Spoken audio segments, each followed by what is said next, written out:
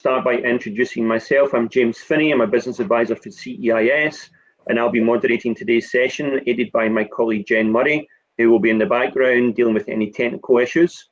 Today's speakers will be Roddy Stewart from CEIS, Sarah Stone from Samtaler, and Yvonne McBride from P4P. We won't go into a detailed overview, but Roddy will give a brief introduction. Any profiles that you want to see of people, please, you can see that in the people section. Just a few technical details. If anyone is having any problems with a browser, just make sure you're using Chrome or Firefox. If you're using Internet Explorer, you will have issues. In regards to the session, we're going to have 3 presentations, 5 minutes each. Roddy will then hand on to Sarah and then Yvonne. And basically after that, then each of all the attendees will have the opportunity to ask questions.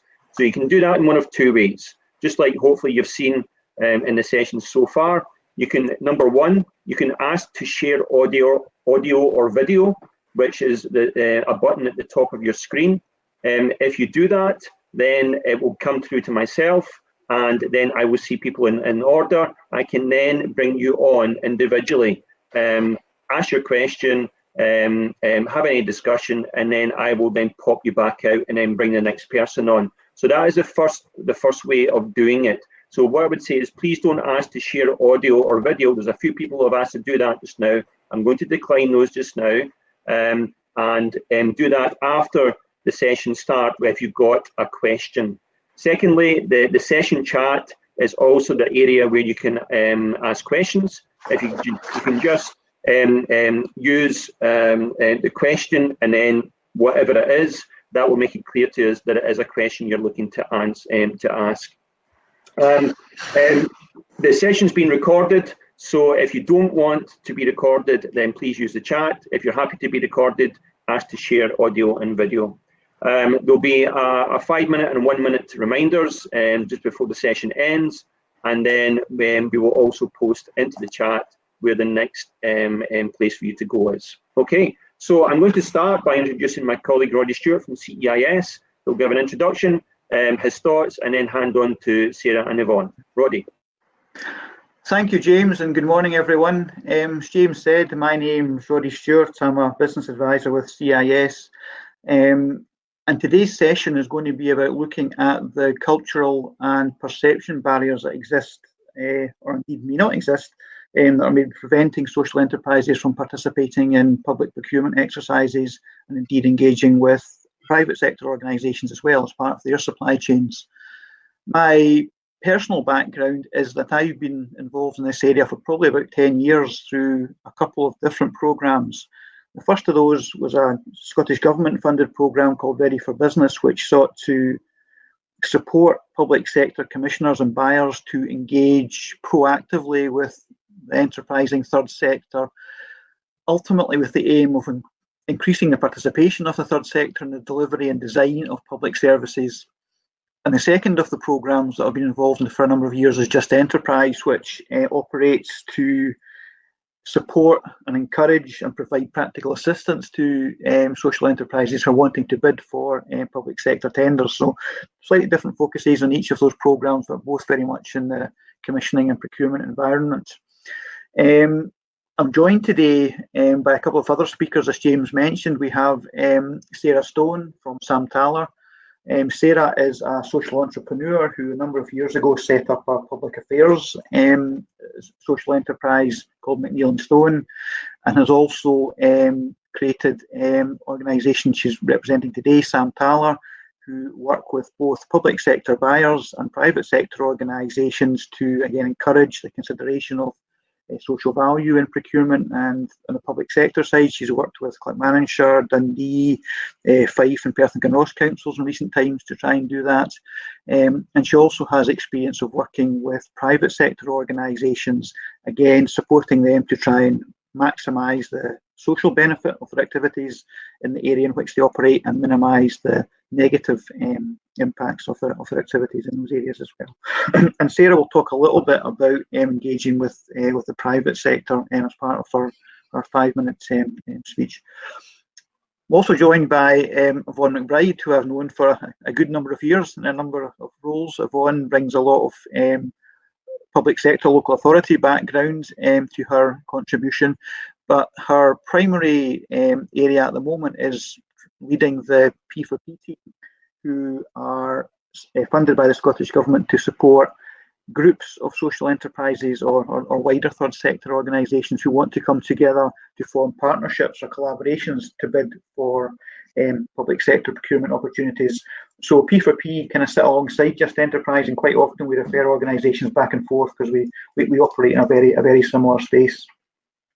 So in terms of my role today, I'm going to talk a little bit about some of the developments and potentially the barriers to participating in public procurement, and then I'll hand over to firstly Sarah and then Yvonne.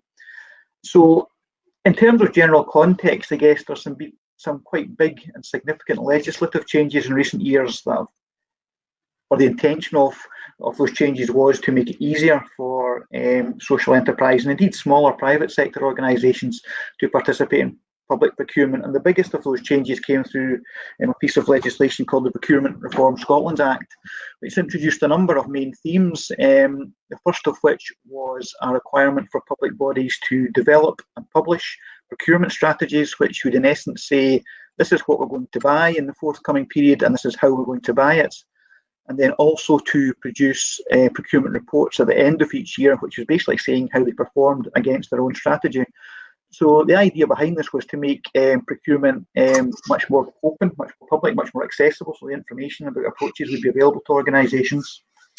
The other, or one of the other elements that was introduced by that legislation was the sustainable procurement duty, which again requires public buyers to consider the social and environmental impacts of any procurement that they do prior to embarking on that procurement exercise. And thirdly, the other big area was the requirement to consider community benefit clauses in all procurements above £4 million in value. So that was some legislative changes. In terms of some of the cultural things that have changed in recent years, I would suggest, and I'm open to challenge on this once we get to the Q&A elements, I think there is a greater awareness of what the sector is and what it can do amongst commissioners and procurement officers. I believe there's a general trend towards sustainable procurement across all sectors, not just the public sector responding to legislation, but the private sector responding to public awareness, perhaps more of environmental considerations, but increasingly social considerations. We are seeing some best practice in public procurement in relation to, in particular, community benefit clauses, where although the legal requirement is on procurements above £4 million, we're seeing them adopted often quite low value procurements round about or just above £50,000. We're seeing some use of accessible techniques, things like quick quotes, which we might talk about later, and co-production approaches like the PSP and the Alliance procurement models as well, where there's dialogue between commissioners and suppliers ahead or as part of the procurement process. Having said all that, I do think there are still some significant barriers in terms of the culture. I think procurement officers are first and foremost risk averse individuals. I hope we've not got too many procurement officers on the session just now, and feel free to challenge me on that if you believe that's not the case. But I think they are cautious in their approach, and that sometimes limits their adoption of some of these new techniques that they can use to engage with the third sector.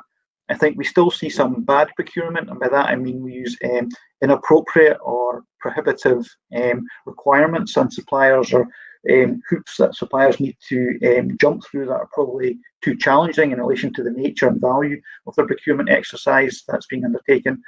And finally, whilst I said there's been an improvement in the understanding of what the sector is amongst commissioners and buyers, I still think there's some way to go in terms of education and awareness raising about what the sector is, what it can do, and indeed what it can't do in some cases as well. So that's kind of where I'm at in terms of the my general view of some of the barriers towards procurement.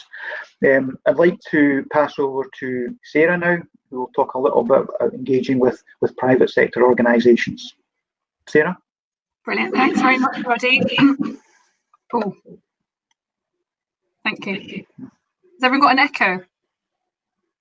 Oh, we're okay, Sound okay? Right. Thank you very much. I'll try and keep to 5 minutes. I'm just going to say I wasn't really sure what kinds of contracts people are bidding for, or trying to bid for, or what kind of barriers they're experiencing. So if you are actively looking for kind of public sector work and you want to put it in the chat, the kind of contracts that you're looking for, any barriers, and maybe we can talk about them at the end, that might be useful. But I'm just going to quickly talk about 4 things. Why I think, some of the reasons why I think it's hard for third sector organisations to participate in public procurement, how we can make it easy for them to buy from us, little tiny bit about selling to the private sector, and then a quick bit at the end about community benefits. So why do I think it's hard to get public sector to buy from you? Well, I'd say 2 reasons. Well, 2 things. One is that it's hard for anyone. So it's really difficult for anyone, whether you're a commercial business or a third sector business, to bid for public sector contracts. It takes a lot of work. It's complicated. It's time consuming. It's really bureaucratic. It's almost impossible to understand half the tender documents unless you have a degree in procurement. It's just difficult for you, whatever business you are. And I think it's tasks made harder for supported businesses and social enterprises and third sector providers because you don't have the expertise in-house to help you. So a lot of commercial organisations can invest in expert bid writers and they don't have that kind of support. And that's where I would say that's where organisations like CEIS and P4P have been set up to help you. So I would say if you find a contract that you think that you could bid for and that you could win, I can't emphasize enough about contacting one of them, organisations like them, to get help with writing the tender, because it's really difficult. And the second thing I would say, that it's not because they don't want to buy from you. So public sector procurers really, really want to buy from you. There are a number of mechanisms and a number of KPIs on which they're measured, and one of them is third sector businesses that they have in their supply chain. So the problem is, and I think you touched on it a bit, Roddy, that they're stretched for resources. They don't know what's out there, and they do what they do and they know what they know. So you have to make it really easy for them. So how can you make it easy for them to buy from you?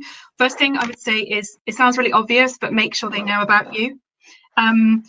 Procurers don't always promote their opportunities very well, and they think they do, but they don't. They rely on PCS, which I have a love-hate relationship with. I don't know if any of you've spent any time on it. They don't always do great market engagement, so they're not always clear on what is out there and what suppliers there are. I would say start small if this is your kind of like something that you're considering your first foray. Build up your reputation. So start with one public sector client and focus on your own local authority. So your own local authority will be really, really minded to buy for you. That's what I did. I started with Fife and got my first piece of work with Fife, and then built a reputation there, and then they recommended me to other people, and that helps you. So I would definitely start with your own local authority first. And I would treat the public sector like any other target customer. So market to them. If you're going to invest in anything, invest in your sales and marketing. You've got an advantage if you're a social business, because they will talk to you, whereas they do tend to not answer calls from suppliers, but they will talk to you. But an introduction is always useful. So if you contact the procurement department of your local authority and say, hi, I'm a social enterprise and I sell this, they will be interested. I'd like to know how I can get on your supply chain. The other way to get to them is to get an introduction. So if you know the third sector organised team in the local authority, ask them to introduce you. If you know your local councillor, ask your local councillor. That was I got an introduction to Perth and Kinross that way. So the local councillor introduced me to his colleague, who introduced me to the procurement team. So yeah, do that and ask how you can be sent information about opportunities. Register on PCS. I think, Yvonne, are you going to talk about quick quotes? Yes, no, don't know. Yvonne might talk about. No, I'm not going to then.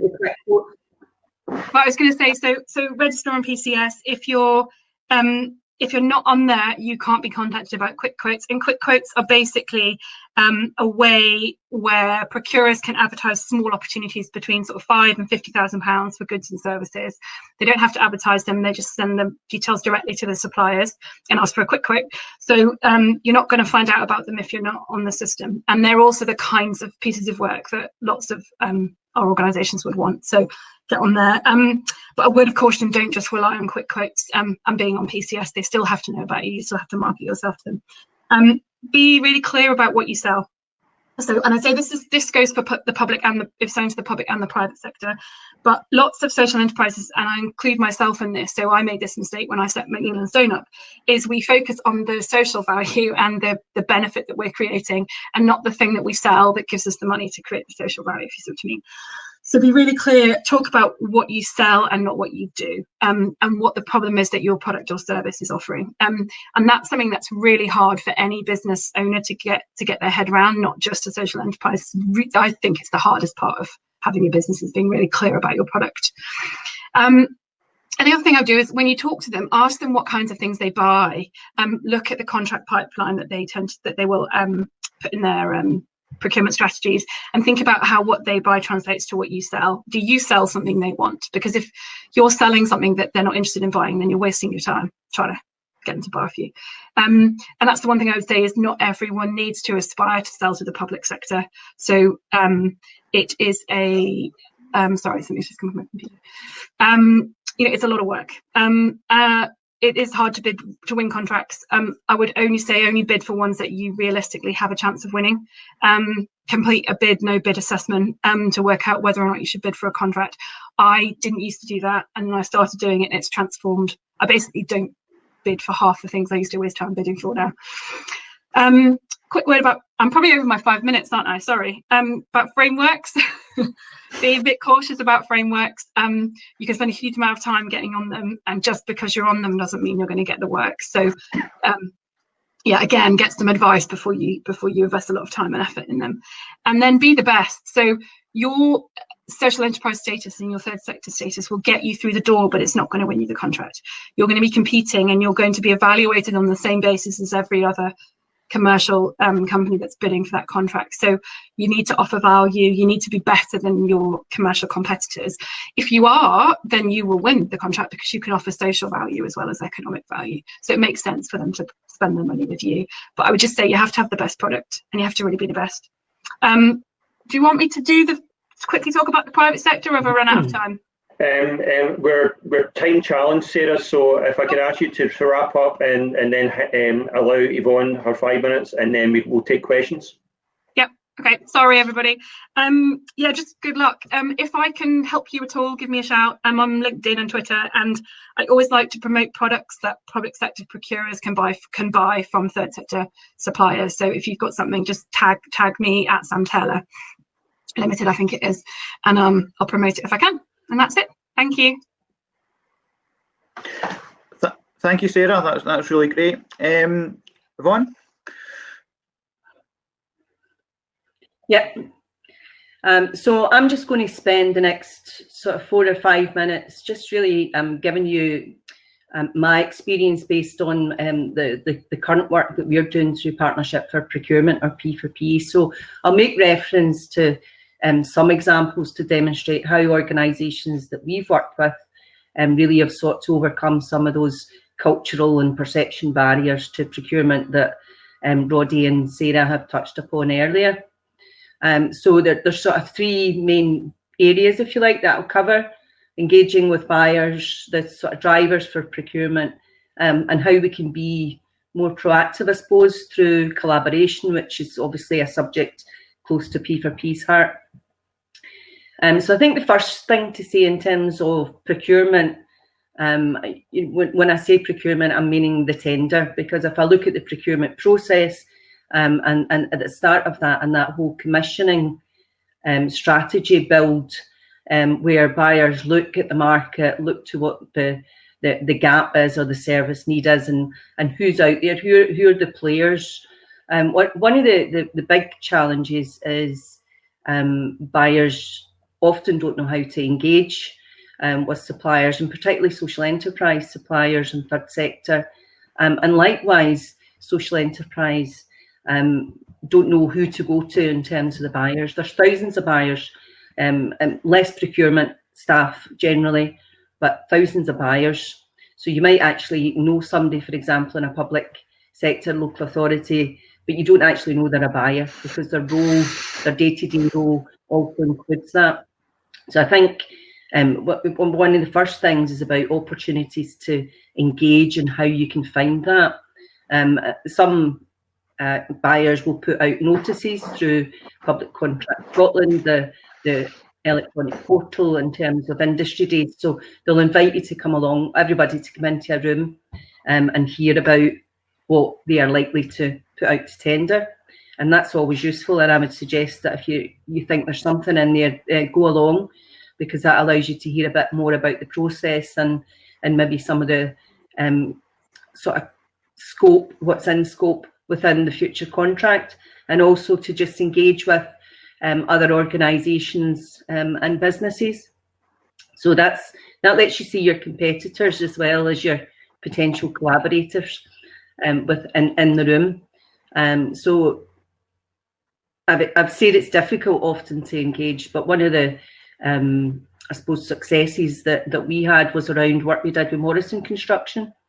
And Morrison Construction were looking for social enterprises as part of their meeting their sustainable procurement duty and engaging with the sector, but they didn't know where to get them.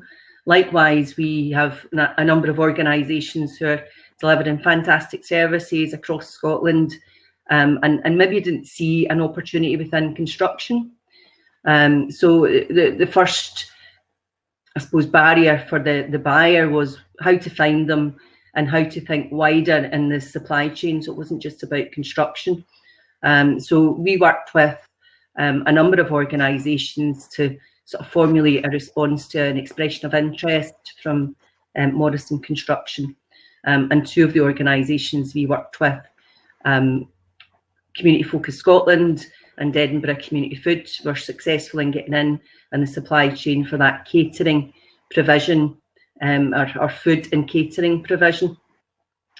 And they have actually made real progress in terms of the relationship between those organisations and Morrison Construction. So they've continued to get work from them as they move from contract to contract. So it is important to have that environment, I suppose, and some of the tools to actually get round, to get in the room, to meet face to face, to have the discussion and to see where the sort of commonalities are around that. And interestingly enough, one of the barriers which wasn't perceived, but Community Focus Scotland used to be Forth Valley Community Focus, and they ended up changing their name because, as it was perhaps pointed out through the discussion, that was maybe a limitation then in where they could deliver, because they were just seen to be Forth Valley. And the perception might be that if they were creating jobs, it would be Forth Valley jobs, it would be Forth Valley goods and services, or the money would come back into Forth Valley and not into local areas where the prime contractor was operating. So they were able to change their name. So I thought that was quite interesting. I suppose just moving on then to the second example around local authorities again, where sort of one of the drivers recently we found is local authorities are moving some of their services from what has previously been under a service level agreement and bundling that up into a contract. So there's perhaps a number of players that are offering similar services across the local authority that have had a service level agreement for a number of years, and it's a main source of income for them. And they are having to come together to bid or consider bidding on their own and competing against their sort of counterparts. So it's not all social enterprises, as Sarah said, that will want to tender, but equally so I think it's important that some are almost being forced down the route, or forced at least to consider as part of that new way of commissioning a service through a tender and moving out of traditional sort of grant or service level agreements. So that happened in both Aberdeen with Citizens Advice and in Midlothian with Sure Start. So those organisations both worked around collaboration to develop a consortia model to bid in, which has been successful for both of them. So, you know, where they have those sort of similar values and ethos and operating principles, and that actually strengthened their competitive advantage. If I've got a couple of minutes, so I suppose just the final example is really about not always chasing the tender, but being a bit proactive. And generally organisations that we work with, there's a tender opportunity there, it's live or it's imminent, and that's reacting to, the organisations are reacting to that. But I think it's important to sort of look ahead as well and see where there might be opportunities further down the line. And Glasgow Community Arts Network have been doing some great work over the past months and actively engage in the Glasgow area with members, just to create, as I say, that environment for network and collaboration. And they're looking to pool the sort of wide range of services available across the membership. So that's not just social enterprises, obviously, that's there's sole traders in there, individual artists around the sort of creative industry. And they're looking to formalise a consortia which is led by Glasgow Community Arts Network. So this new consortia, Community Arts, Glasgow Community Arts Partnership, will research and identify market opportunities. So it will help actually stimulate the market in future. So that's a sort of industry collaboration model that is actually quite proactive in its approach, and hopefully that we'll be able to identify and create real opportunity around tendering in the future. So I think it is, just to finish off, to say I think it is vital that we create that environment and give organisations the space, both space and the tools, to both collaborate and bid for contracts.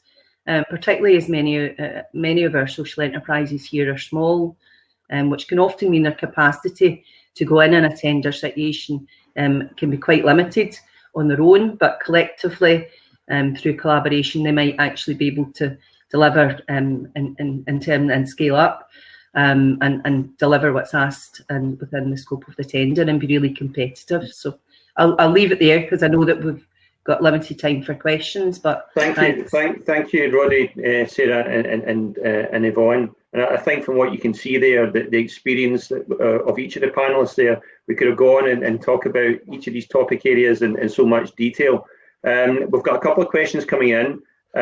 Yvonne, since you've just finished speaking, then I'll just ask you this one.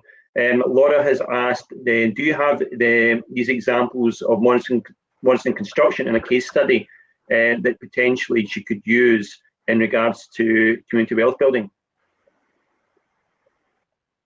Yeah, absolutely. We tend to write up case studies for our reporting, so we do that anyway. So the Morrisons one is written up and it was put through the Morrisons communications as well. So it's there. I can get it through. I can ping it through to whoever wants. Do you have a link to that on the web that we could put on the chat, or is it something we could do after?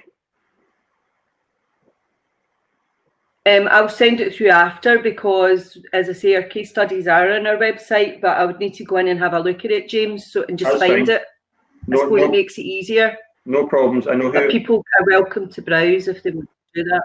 Okay, I know it's Laura, so I can easily pass that on for you. Thank you. We've got another question come in regards to some of the specifics and the pragmatic elements of it. And Roddy, if maybe you could take this one and asking, Simon has asked the difference between PCS and PCS tender. That's a $64,000 question. It's a very good question. I guess a little bit of history. PCS, for those of you who are not familiar with it, it stands for Public Contracts Scotland, and that's a website that's been around for maybe 10 years now, certainly a good number of years. Essentially, it's an advertising portal. It's run by the government, and again, following the Procurement Reform Scotland Act, every public sector procurement opportunity, subject to certain value limitations, will be published openly and publicly on this portal. Where a little bit of confusion can arise in the early days of PCS, and even still to this day, for some generally low value tenders, you can still actually complete or upload your tender onto that portal. But first and foremost, it's an advertising portal, and it's actually quite good. There's a lot of information up there. You can find out not just about tenders, you can find out who's won tenders, and that have been recently awarded. You can find out a little bit about buyers. You can even upload information about yourself in a thing called your Supplier Finder Profile, which is essentially a free marketing tool. So it's a very good website. But again, first and foremost, it's about advertising live procurement opportunities for right across Scotland's public sector. So everyone from Shetland Local Authority down to Dumfries and Galloway and everyone in between. Public Contract Scotland Tender, you can see what they've done there. They've just stuck an extra word on the name of the second website. Again, it's newer. It's not quite as user-friendly as the first website, Public Contract Scotland. Its primary purpose is as an input resource for your tender. So increasingly, now when you see something advertised on Public Contract Scotland, it will say you can complete your tender on this second website called Public Contract Scotland Tender. So basically it'll allow you to upload documents, it'll allow you to put some text into text boxes depending on how the buyer has configured that particular tender. There's a horrible thing called the ESPD, the European Single Procurement Document, where you will be asked to upload a whole bunch of information about your organisation and your experience and your capacity and your accounts and all that stuff. So it's a bit clunkier than the first website. So we always say to people, if you're being asked to use this as part of the tender, allow yourself a little bit of time to familiarise yourself with it. But that's basically the difference. The first one's primarily about information and advertising. The second one is about actually completing and uploading and ultimately submitting your tender. Okay, thank you, Roddy, for a detailed explanation. Hopefully that answers Colin's question thoroughly. Another couple of points coming in. Colin's back in with a question in regards to, is the legislation and guidance strong enough around public sector procurement, or does the government need to give more of a push? Sarah, did you take that one? Sarah, you're on mute.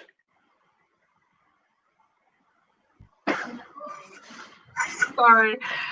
Roddy and Yvonne think the legislation is strong enough. It's great legislation. It's really good. It's really comprehensive. I think the issue is about resources and implementation, and Yvonne touched on this. The shortage of staff in public sector procurers and the pressure that they're under.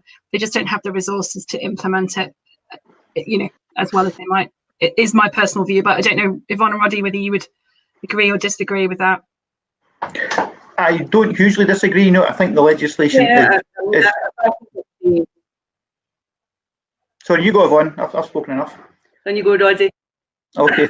I think the legislation is pretty good. It's about changing behaviours, I think, and informing and enabling, as we've already said, an under-resourced public sector procurement community. There are a lot of tools there that maybe haven't really been used. And also, just as an add-on to that, legislation is actually fairly tightly monitored at a European level. I know we're going through Brexit and all that, and stuff might change, but there is only so far you can go with like domestic legislation as well. So there's that consideration as well. So I think the legislation's there. I think it's just about encouraging buyers to use some of the tools at their disposal.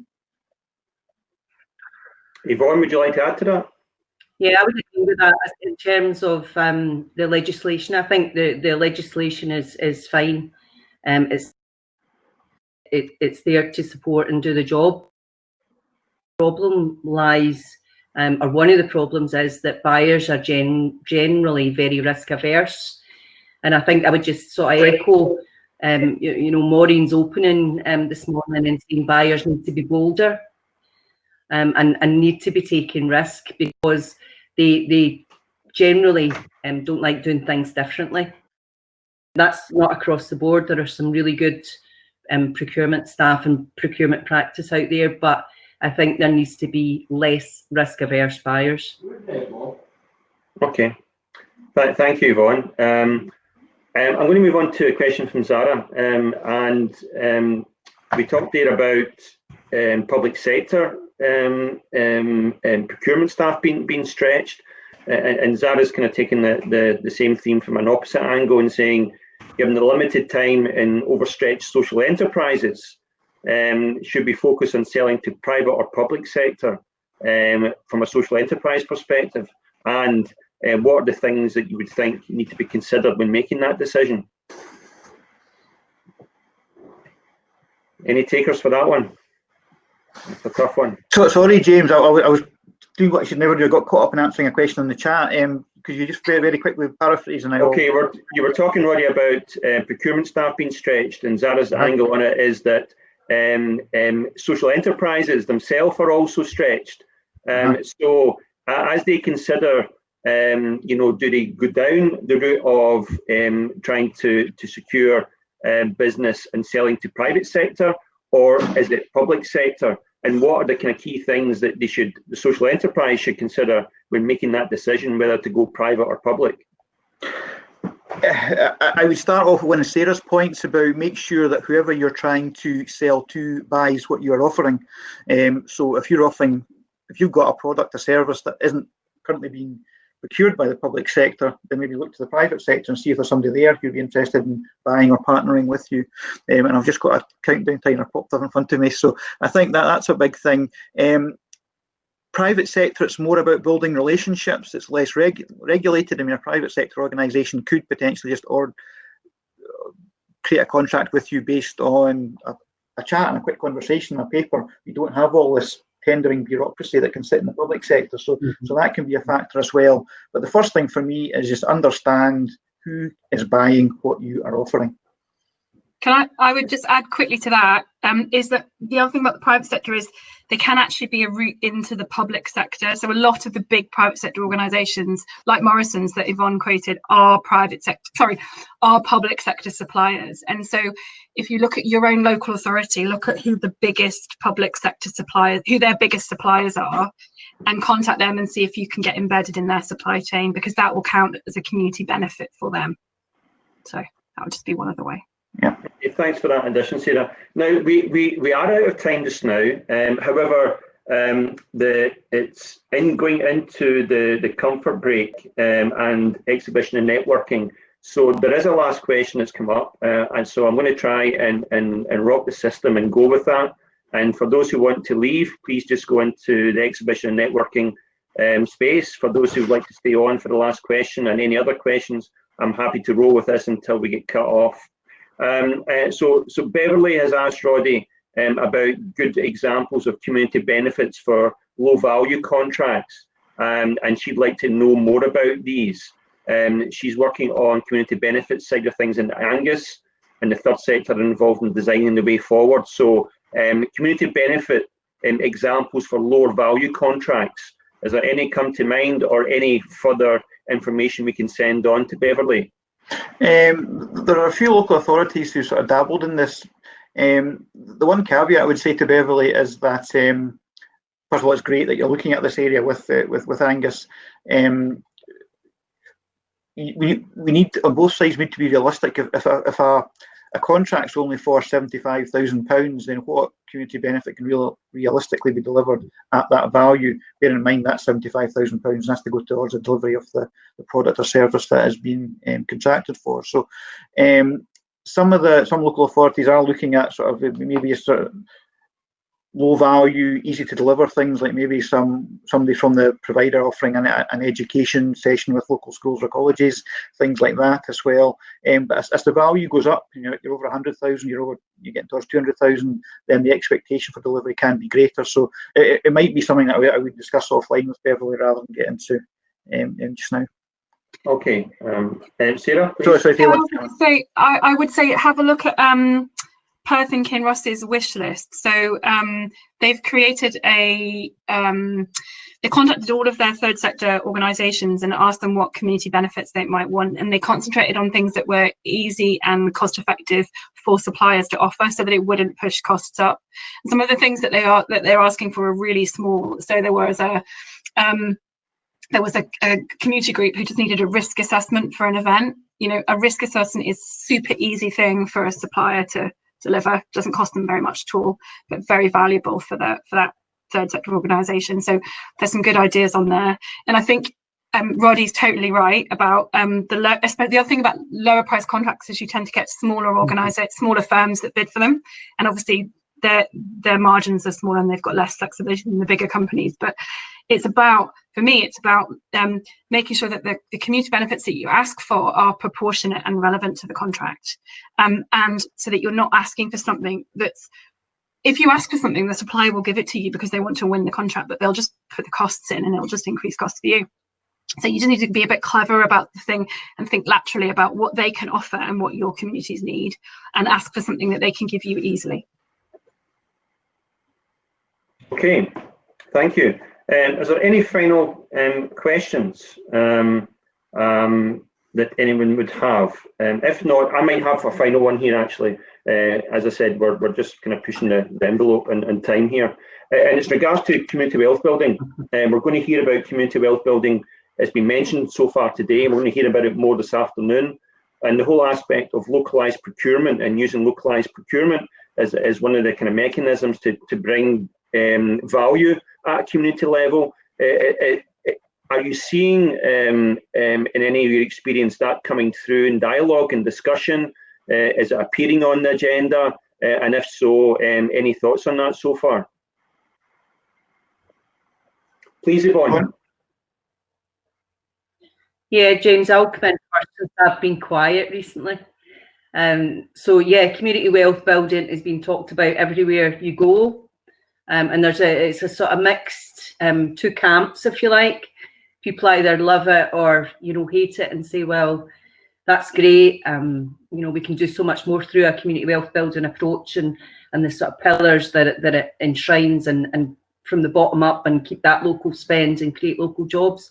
There's another school that thinks, well, in Scotland, we've got our sustainable procurement duty, we've got our we can do all that. This is just the new kid on the block, and people are wanting to hang their hat on it. So it'll be very interesting to see. And obviously, there's been an addition.